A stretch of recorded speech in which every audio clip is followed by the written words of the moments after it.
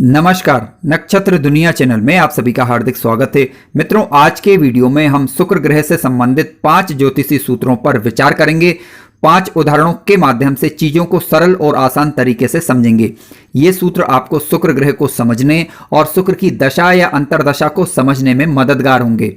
यदि आप चैनल पर नए हैं तो चैनल को सब्सक्राइब अवश्य करें। वीडियो ज्ञानवर्धक लगे तो लाइक जरूर करें। आइए शुरू करते हैं। तो शुक्र ग्रह से संबंधित ज्योतिषी सूत्रों पर विचार करने से पहले हमें शुक्र ग्रह को समझना होगा, ताकि जब हम फलों पर विचार करें तो आसानी हो। देखिए, शुक्र ग्रह भौतिक वस्तुओं के प्रमुख कारक ग्रह हैं, जीवन में वैभव के कारक ग्रह हैं, लग्जरियस लाइफ के कारक ग्रह हैं।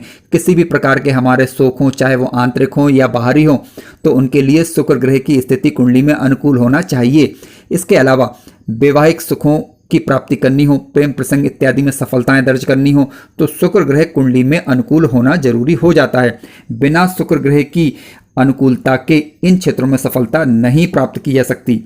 इसके अलावा संगीत के क्षेत्र में, कला के क्षेत्र में, नृत्य कला, अभिनय के क्षेत्र में, ठीक है, फिल्म इंडस्ट्रीज में या मीडिया हाउसेस में आपको सफलताएं दर्ज करनी है तो शुक्र ग्रह की स्थिति अनुकूल होना चाहिए। यानी ऐसा कोई सा क्षेत्र जिसमें जातक उन्नति भी हासिल करना चाहता है और इसके साथ साथ नाम भी कमाना चाहता है, ठीक है, लेकिन किस प्रकार का नाम? राजसी सुख प्रकार का नाम कमाना चाहता है, यानी धन धान्य से परिपूर्ण भी होना चाहता है।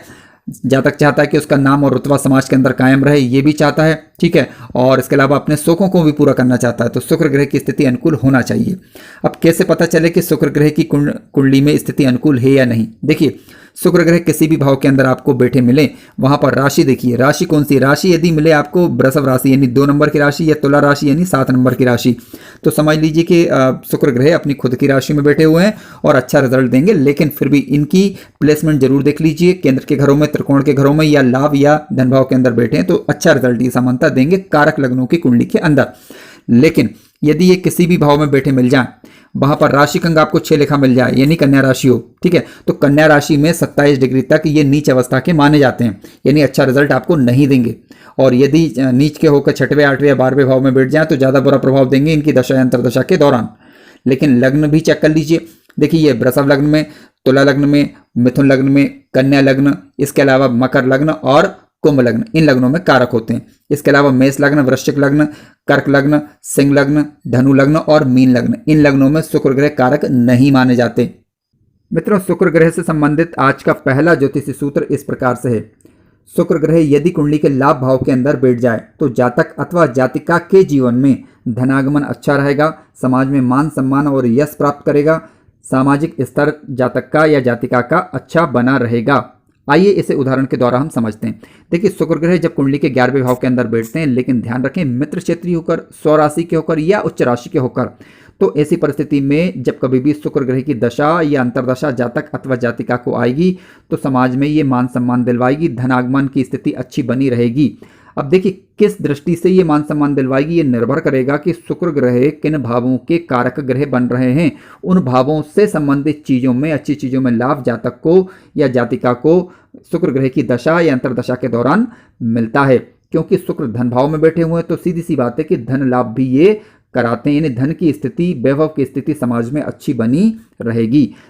श्रेष्ठ लाभ तभी मिल पाएगा जब इनके पास अंशात्मक रूप से बल होना चाहिए, ठीक है, क्योंकि ग्रह यदि मान लीजिए बैठा हुआ है, उसके पास यदि बल ही नहीं है तो दशा अंतरदशा के दौरान अच्छा लाभ नहीं दे पाएगा। ऐसी स्थिति में आपको उसके उपाय करने की आवश्यकता पड़ती है। उपाय अलग अलग तरीके से किए जा सकते हैं। रत्न के द्वारा ग्रह का बल बढ़ाया जा सकता है, लेकिन ये कुंडली विश्लेषण के पश्चात ही आप इसका रत्न धारण करें। बिना सोचे समझे रत्न धारण करने से बचें। ऐसी परिस्थिति में आप जो है मंत्र का जप भी कर सकते हैं, शुक्र ग्रह के बीज मंत्र का जप कर सकते हैं इनकी दशा अंतरदशा के दौरान, तब भी शुक्र ग्रह जो है अच्छा लाभ देते पाए गए हैं। शुक्र ग्रह से संबंधित आज का दूसरा ज्योतिषी सूत्र इस प्रकार से है। शुक्र ग्रह यदि कुंडली के लग्न भाव में बैठ जाए तो जातक खुश मिजाज होता है, जीवन में शौक बड़े चढ़े रहते हैं, ठीक है, विपरीत के प्रति जातक का झुकाव कुछ ज्यादा ही बना रह सकता है। जातक की मुखाकृति सुंदर होगी और आसानी से दूसरों को आकर्षित करने की क्षमता ऐसे जातक के अंदर पाई जाती है। हालांकि धन वैभव, धन धान्य की कमी जातक के जीवन काल में नहीं रहती।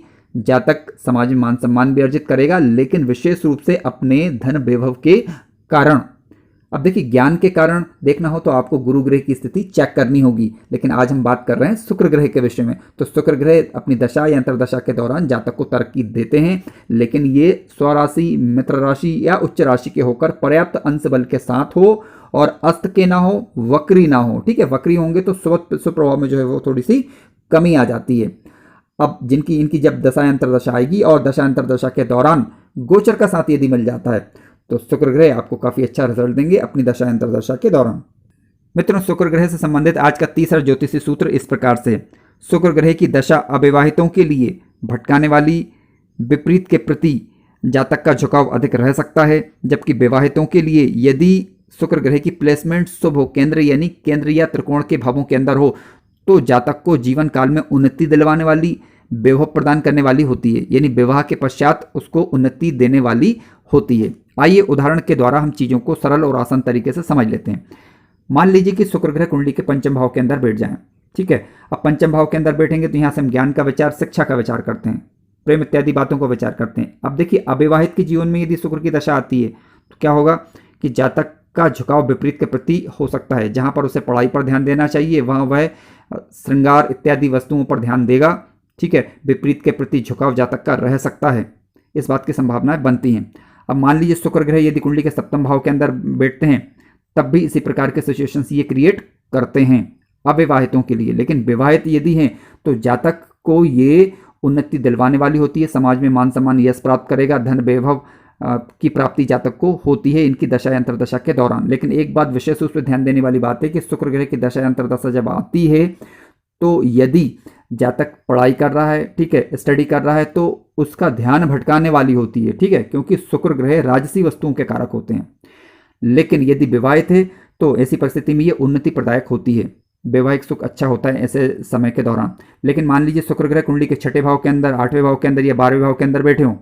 अब ये अविवाहित के जीवन में यदि शुक्र की दशा अंतरदशा आती है तो भटकाव लाएगी, लेकिन विवाहित के जीवन में अगर आती है तब भी ये भटकाव लाने का कार्य कर सकती है। जातक बुरे मार्ग की तरफ जा सकता है, जिन रास्तों को समाज स्वीकार ना करे ऐसे रास्तों का चयन कर सकता है। तो ऐसी परिस्थिति में सावधान रहने की आवश्यकता बनती है।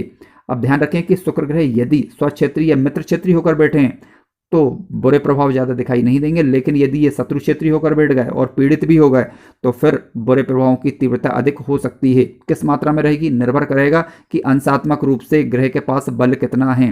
ध्यान रखें, कोई भी ग्रह यदि बुरे प्रभाव दे रहा है और अस्त का हो गया तो बुरे प्रभाव में कमी आ जाती है, लेकिन यदि कोई ग्रह स्वक्षेत्री मित्र क्षेत्रीय बैठा हुआ और यदि वह अस्त का हो जाता है तब इसके शुभ प्रभाव में भी कमी आ जाती है। शुक्र से संबंधित आज का चौथा ज्योतिषी सूत्र इस प्रकार से। शुक्र ग्रह यदि केंद्र के घरों में स्वक्षेत्री या फिर उच्च राशि के होकर बैठ जाएं तो ऐसी परिस्थिति में ये एक उच्च कोटि के पंच महापुरुष योग का निर्माण करते हैं और ये योग काफी श्रेष्ठ और उच्च कोटि का राजयोग माना गया है। जब कभी भी शुक्र ग्रह की दशा या अंतरदशा जातक अथवा जातिका के जीवन काल में आएगी तो भूमि, भवन, वाहन इत्यादि सुखों को जातक भोगेगा। जिस चीज के लिए वह प्रयत्न करेगा उस चीज में वह सफलताएं दर्ज कर सकता है। आइए उदाहरण के माध्यम से हम चीजों को समझते हैं। देखिए, केंद्र के घर की बात करें तो कुंडली का पहला घर, कुंडली का चौथा घर, सातवां घर और 10वां घर ये केंद्र के घर कहलाते हैं। इनमें शुक्र ग्रह यदि वृषभ राशि, तुला राशि या मीन राशि के होकर बैठ जाएं तो मालव योग का निर्माण करेंगे। अब देखिए, इस योग के ज्यादातर अच्छे रिजल्ट कुंडली के चतुर्थ भाव में और कुंडली के दसम भाव के अंदर देखे जा सकते हैं। चतुर्थ भाव में ये भूमि, भवन, वाहन इत्यादि सुखों को देंगे। यदि कुंडली के दसम भाव के अंदर बनता है तब भी यहाँ भी अच्छे रिजल्ट देखने को मिलेंगे। हालांकि लग्न भाव और सप्तम भाव के अंदर भी ये मालव योग का निर्माण करते हैं, परंतु यहाँ पर ज़्यादा अच्छे रिजल्ट दिखाई नहीं देंगे, क्योंकि शुक्र कहीं ना कहीं सप्तम भाव में जब बैठेंगे या सप्तम भाव से दृष्टि संबंध बनाएंगे तो विपरीत के प्रति आकर्षण जातक के मन में रह सकता है, जो कि उसकी विफलता का कारण बन सकता है, बशर्ते यदि शुक्र ग्रह पीड़ित हो जाएं तब। ठीक है, तो इसलिए हम मोटे तौर पर कह सकते हैं कि चतुर्थ भाव के अंदर और कुंडली के दसम भाव के अंदर ये ज्यादा अच्छा रिजल्ट देंगे बनस्पत लग्न भाव के अंदर और सप्तम भाव की अपेक्षा। अब देख लीजिए, आपकी कुंडली में इस प्रकार का योग का निर्माण हो रहा है और शुक्र ग्रह अंशात्मक रूप से बलवान है और पीड़ित नहीं है। ठीक है, तो ये आपको अपनी दशा अंतरदशा के दौरान ज्यादा अच्छा रिजल्ट दे सकते हैं, लेकिन फिर भी आप प्रैक्टिकल रूप से खुद देखिए कि आपको शुक्र ग्रह लाभ दे रहे हैं क्या। यदि लाभ दे रहे हैं तो उपाय कर लेंगे तो ज्यादा अच्छे रिजल्ट प्राप्त कर पाएंगे। शुक्र ग्रह से संबंधित आज का पांचवा ज्योतिषी सूत्र इस प्रकार से है। गुरु ग्रह की महादशा में शुक्र ग्रह की अंतरदशा सदैव शिक्षा में व्यवधान देती है। शैक्षिक कार्यों में जातक का मन नहीं लगता। ठीक है, या फिर लगता भी है तो काफ़ी परिश्रम से लगता है।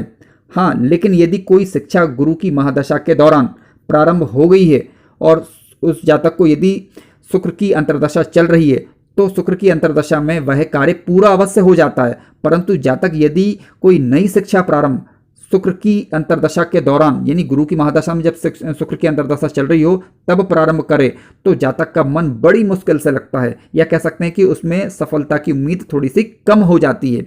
आइए उदाहरण के द्वारा चीजों को हम समझते हैं। मान लीजिए कि एक वृश्चिक लग्न की कुंडली है, ठीक है। वृश्चिक लग्न की जब आप कुंडली लेंगे तो गुरु ग्रह इसमें कारक ग्रह माने जाएंगे। अब गुरु ग्रह की महादशा मान लीजिए जातक को चल रही है। शुक्र ग्रह की बात करें तो शुक्र ग्रह जो है कुंडली के सप्तम भाव में आ जाएंगे।